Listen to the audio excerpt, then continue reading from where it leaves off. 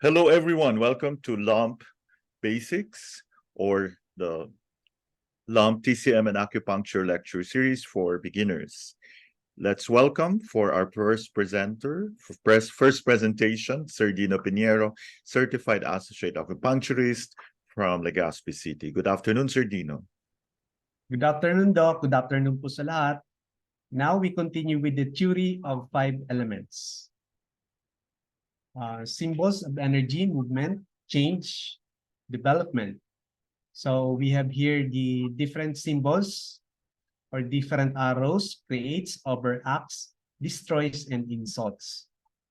The different types of energy in a state of constant interaction and flux with one another. So the most important of all is the balance of all 5 elements. So we just follow the different arrows. Okay.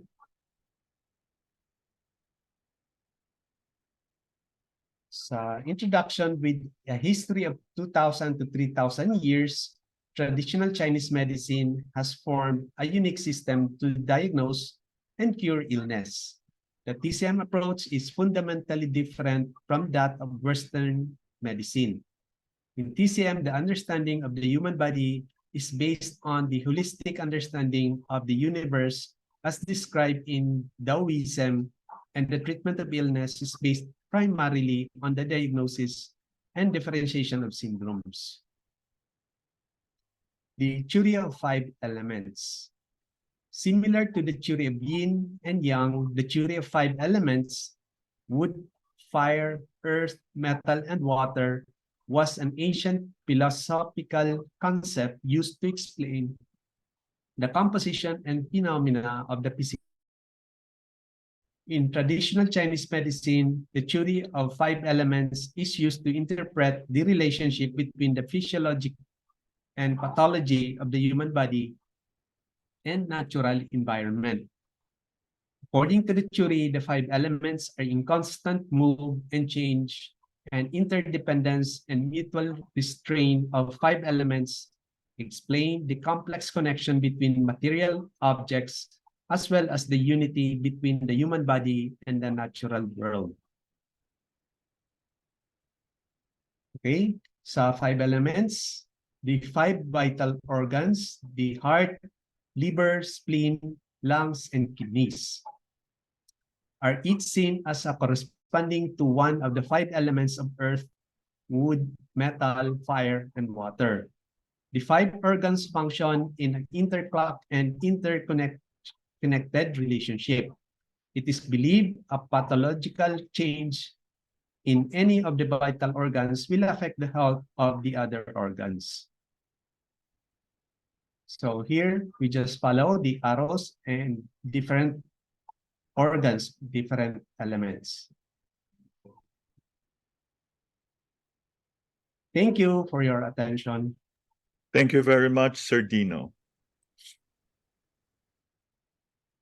We now proceed to the second topic for this afternoon, pulse positions.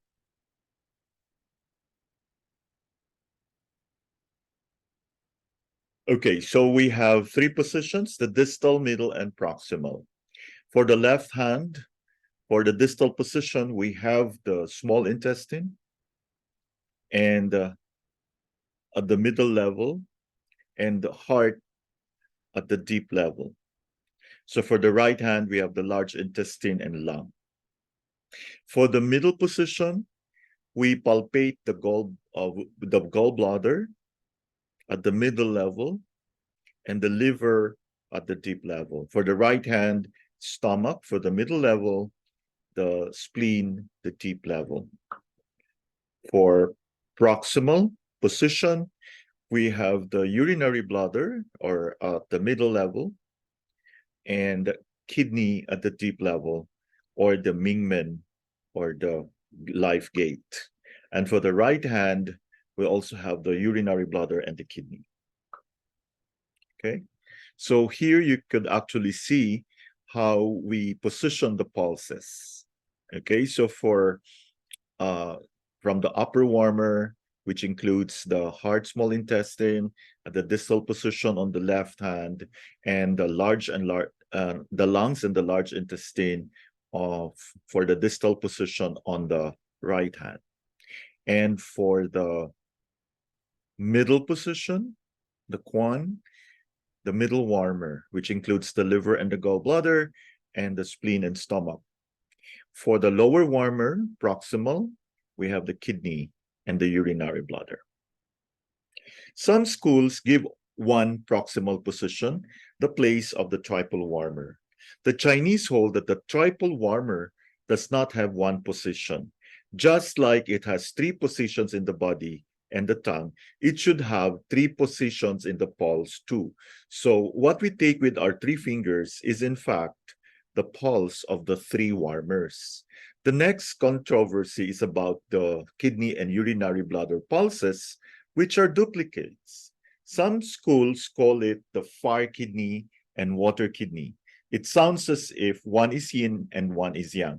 In actual fact, both sides have their yin and yang, but the left or the yang side mainly deals with the reproductive aspect, the puberty, menstruation, libido, fertility, menopause, prostate, uterus. The right side shows the water aspect, the water in the body, the dryness, urination, edema, bladder problems, nerve and bone and ear diseases. Problems of essence and energy show more on the left side. So let's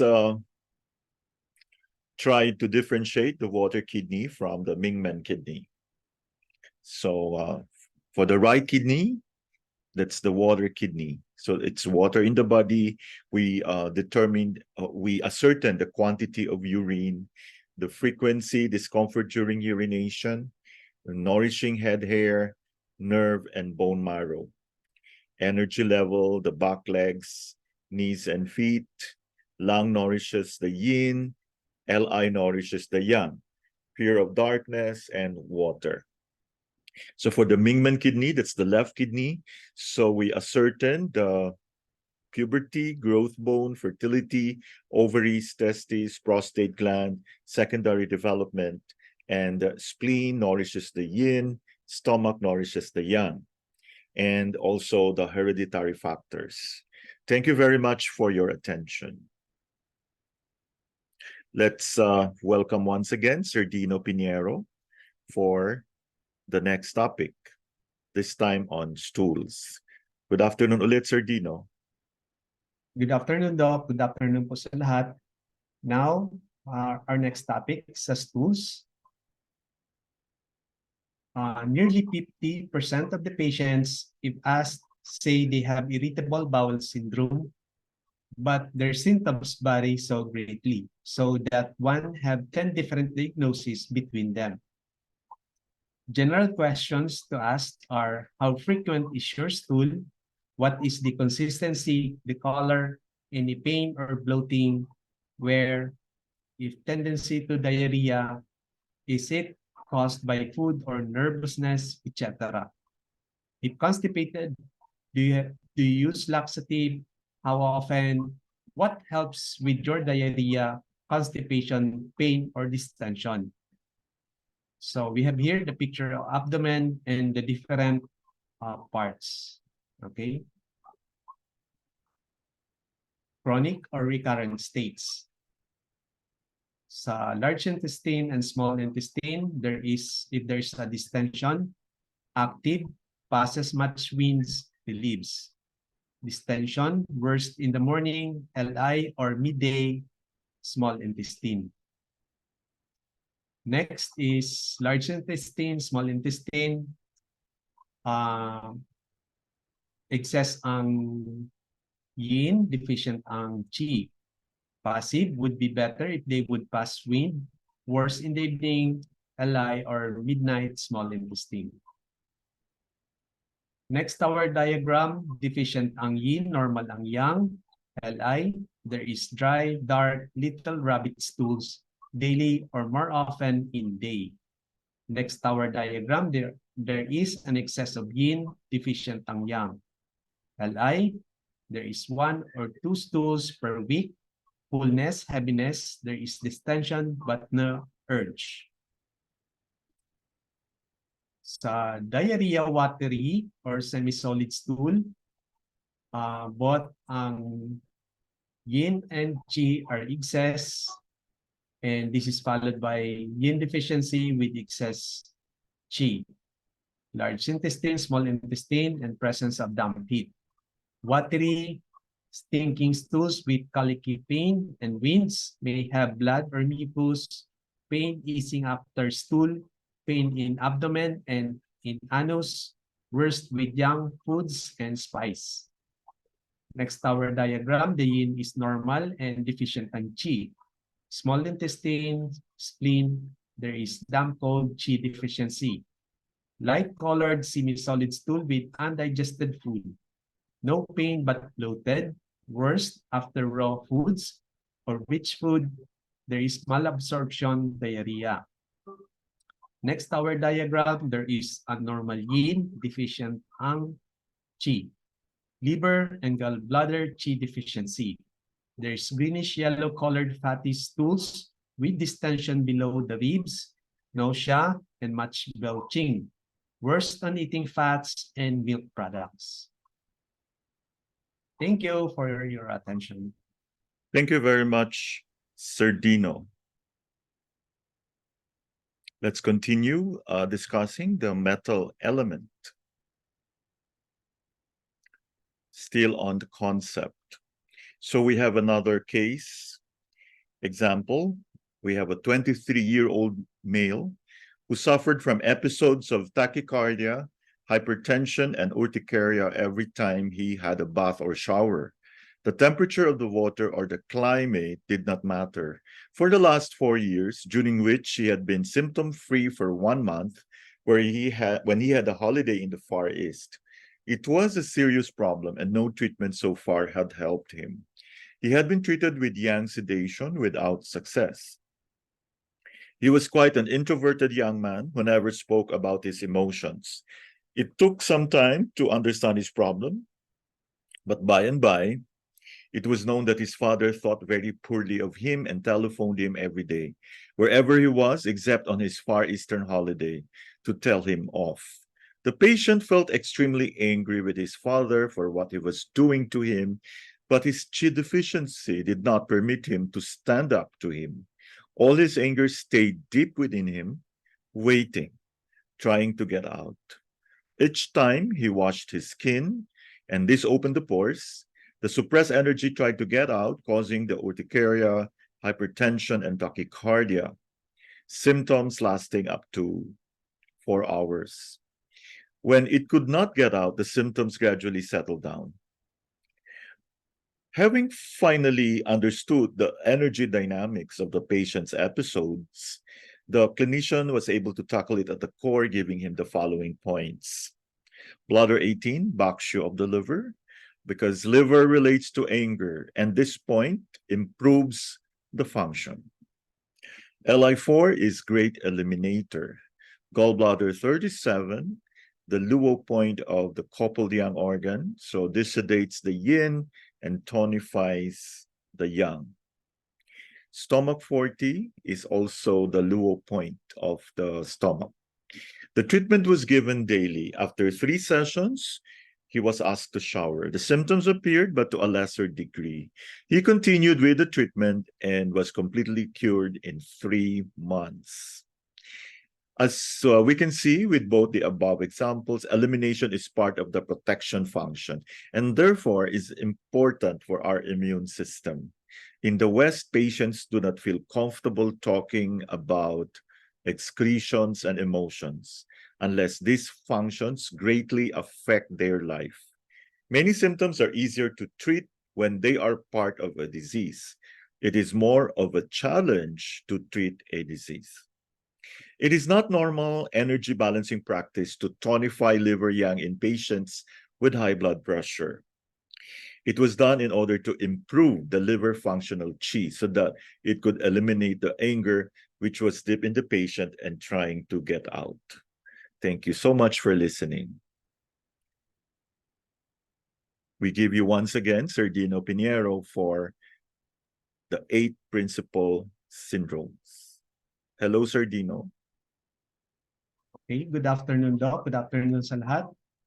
We continue with the 8 principal syndromes. Deficiency and excess syndromes are 2 principles for differentiating the states of pathogenic factors and health chi. Deficiency syndrome chiefly denotes to insufficiency of health chi. Excess syndromes denotes to excess of pathogenic factors.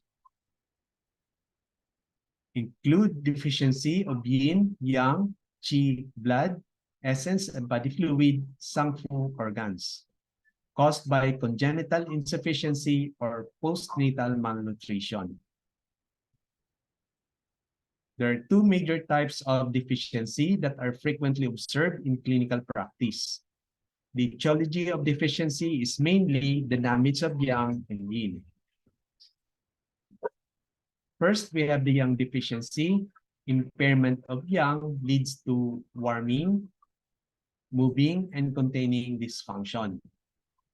Manifestation, there is a presence of pale or withered yellow complexion, spiritless, lassitude, palpitation, shortness of breath, cold form, chills in the limbs, spontaneous sweat, urinary and fecal incontinence, pale and enlarged tongue, vacuous, deep and slow pulse, cold syndrome. Number 2, yin deficiency, in which yin is damaged and unable to restrict yang, and that yin fails to nourish and moisten the organism. Sa manifestation, there is feverish, sensation in palms, soles and chest, emaciation, flushed cheeks, dry mouth, dry throat, night sweat, tidal fever, red tongue with less coat, vacuous, steady, and rapid pulse, heat syndrome. Sa principles of treatment, nourish the deficiency, reinforce yang in case of yang deficiency, reinforce yin in case of yin deficiency. Excess syndrome is caused by attack of exogenous pathogenic factors or dysfunction of the viscera that leads to interior retention of phlegm, fluid, dampness, and blood stasis. Common manifestation, first, there is a high fever, meaning excessive heat. Number 2, dysphoria, delirium. There is heat impaired the function of the heart. Number 3, chest distress, abdominal distension, pain that aggravated by pressure. There is a stagnation of qi and blood. Number 4, hoarse breathing, rattling sound in the chest and throat. There is accumulation of profuse phlegm, block the lung. Number 5, diarrhea or dribbling and pain urination, dry stools, constipation. There is pathogenic dampness factor in the body. Number 6, repletion, forceful pulse, fierce struggle between health chi and pathogenic factor. Number 7, tongue with thick greasy coat. There is turbid damp steaming up. Sa principles of treatment, reduce the excess.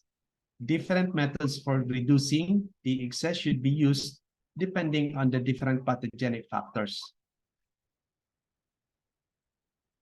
Identification. Excess syndrome, health chi is not weak, pathogenic factor is strong, conflict is fierce. Sa deficiency syndrome, health chi is weak, pathogenic factor is strong, pathogenic factors prevail over health chi. Main points for distinguishing between excess and deficiency syndrome. Sa duration of disease, sa deficiency, it is a chronic disease. Sa excess, it is a new disease. Sa constitution, deficiency is weak, while sa excess, it is strong in most cases. Sa spirit, ang deficiency, listlessness. Sa excess, restlessness. Sa voice and breathing deficiency, low voice, weak breathing. Sa excess, sonorous voice, forced breathing. Sa pain, alleviated by pressure ang deficiency, while excess, pain on pressure. Sa chest and abdomen, deficiency, no pain on pressure. Sa excess, aggravated by pressure. Sa distension and fullness, deficiency, sometimes alleviated. Sa excess, not alleviated. Sa fever, there is a burning sensation in the chest, palms, soles, and slight afternoon fever, and high fever naman sa kabila. Sa aversion to cold, alleviated by warm, ang cold, while sa heat, not alleviated by warm. Sa tongue, there's a flaxseed with little or no coating. Ang sa tongue, sa kabila, there is a thick coating. Sa pus, sa heat, there's forceless, and sa kabila, forceful. Sa treatment principles, deficiency syndrome, we need to replenish, while sa excess syndrome, we have to purge. Thank you for your attention. Thank you, Sir Dino.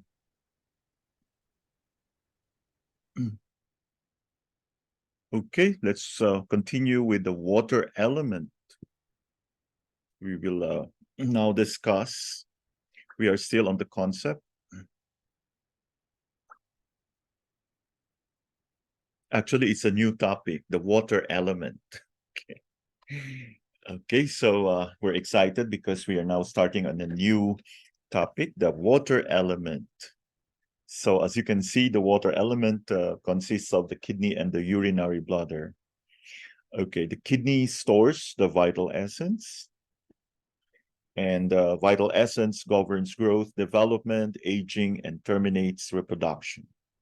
Kidney governs water metabolism, eliminates urine.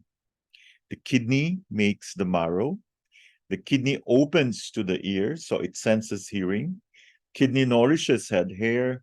Associated emotion is fear. Energy-giving colors for the water element are blue and black. Flavor is salty. Climate is cold. And coupled young organ is the urinary bladder. The total amount of energy we have in our body at any given time is called the vital energy, or the chi. This includes the functional energy of each and every organ and cell in our body. Every function needs fuel, and this fuel is provided by the jing, or the vital essence. Though every organ and cell has its own vital energy and essence, the kidney stores this vital essence and makes the vital energy needed for function for the entire body. The vital energy is made from our congenital or ancestral energy and the energy we acquire after birth, called the acquired energy, from eating, drinking, breathing, sleeping, and social interaction.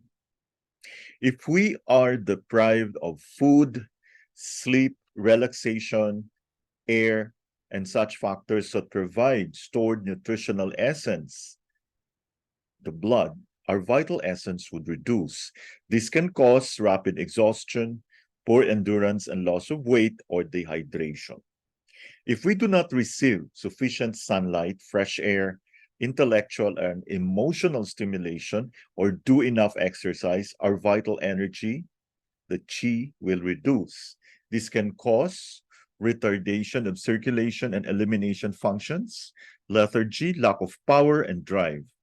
The vital essence fuels the vital energy, and the vital energy distributes the vital essence, or the jing, to all parts of the body. They are dependent on each other for effectiveness. Thank you very much for your attention.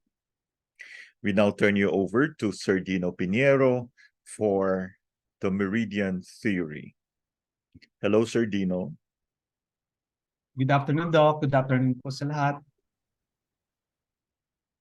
Now we continue with the Meridian Theory, Deeper Channel of Foot Joy Yin, Part 3. The physiological significance of channel changes. Observation of areas related to Joyin liver. If the eyes experience problem with movement or are crossed, this may indicate a lack of proper nourishment of the tendons of the eye from the liver. Pulse palpation of areas related to Joyin liver. There are no special considerations for palpating pulses along this channel. Palpating the channel, pressing the points, and feeling the body surface. Pain or tenderness at liver 2 can be found in the presence of liver heat, especially when related to eye condition. If it is tender, this point may be used in the treatment of the condition. Increased interocular pressure may also manifest as tenderness in this area. Note that the eye conditions may be reflected in pale change on not just the liver channel, but also often on the spleen and small intestine channels as well. Braininess felt in the area of liver 2 may indicate chi stagnation and or blood stasis in the liver channel. Nodules around liver 3 often indicate chi stagnation in the liver channel. In some cases, instead of clearly defined large nodules, one might instead find multiple smaller nodules. In such cases, this represent more of a deficiency of liver function in not properly directing qi. This type of change often coincides with spleen dysfunction brought about by liver-spleen disharmony and is a type of combined excess and deficiency. If there is generalized tightness in the area around liver 3, this is a less serious case of liver qi stagnation. If nodules or tenderness with pressure is noted in the area around liver 5, this indicates qi stagnation and is often associated with Joyin type menstrual irregularities, especially during menopause. In addition, in carpal tunnel patterns where the Joyin pericardium channel is involved, there will be extreme tenderness in this area. When this occurs, the point should be needled as part of the treatment. Small, soft nodules around liver 6 often indicates blood stasis in the collaterals of the liver. Changes in this area are often seen in conjunction with cirrhosis of the liver. The area will also often show severe tenderness in cases of painful menstruation due to lack of proper dredging and draining by the liver. So we have here the illustration of liver 5. It is 5 June and 7 Junes para sa liver 6. Sa area ng liver 6, if there is a soft nodules, there is blood stasis affecting the liver organ, and if there is a tenderness, gynecological problems due to lack of dredging and draining by the liver.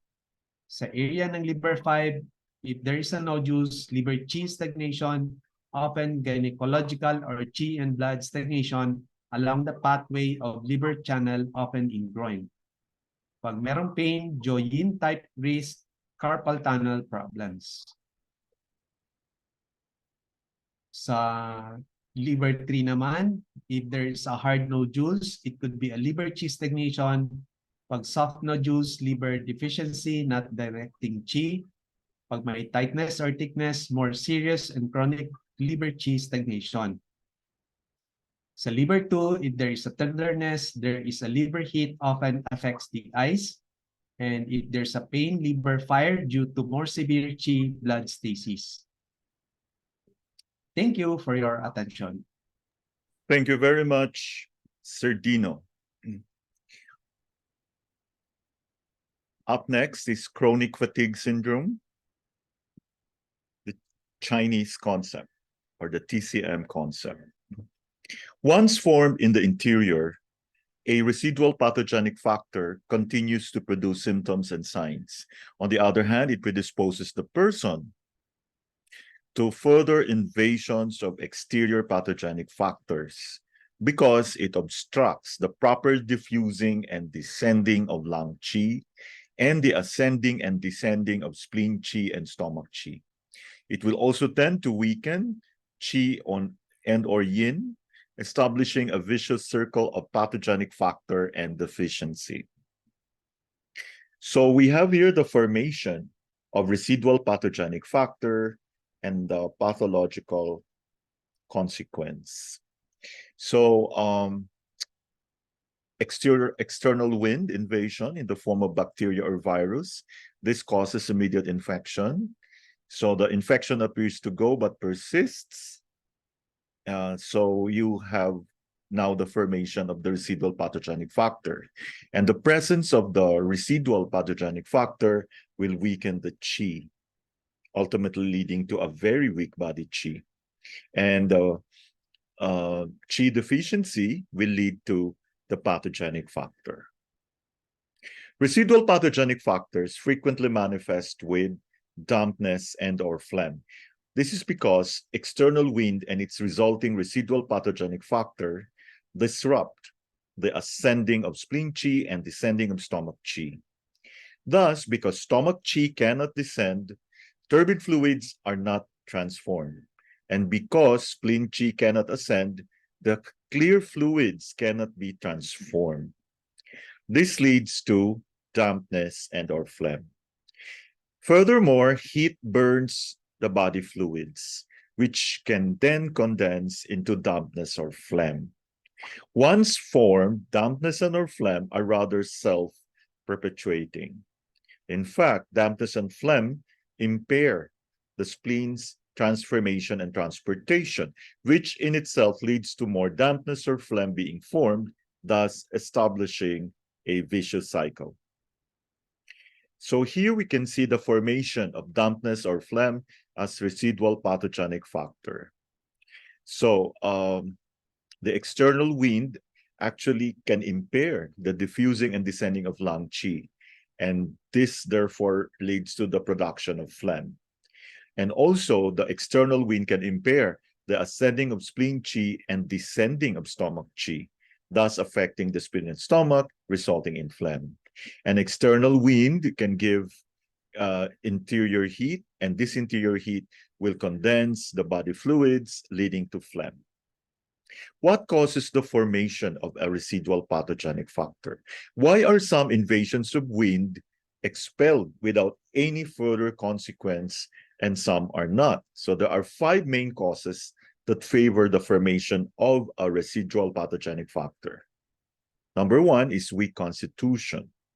Second, exposure to cold, dampness, or wind too soon after an invasion of external wind. 3, irregular diet. 4, not taking care during an acute illness. And 5, antibiotics. They neutralize bacteria, but they do not resolve dampness or phlegm. Actually, antibiotics promote dampness or phlegm by weakening the stomach qi.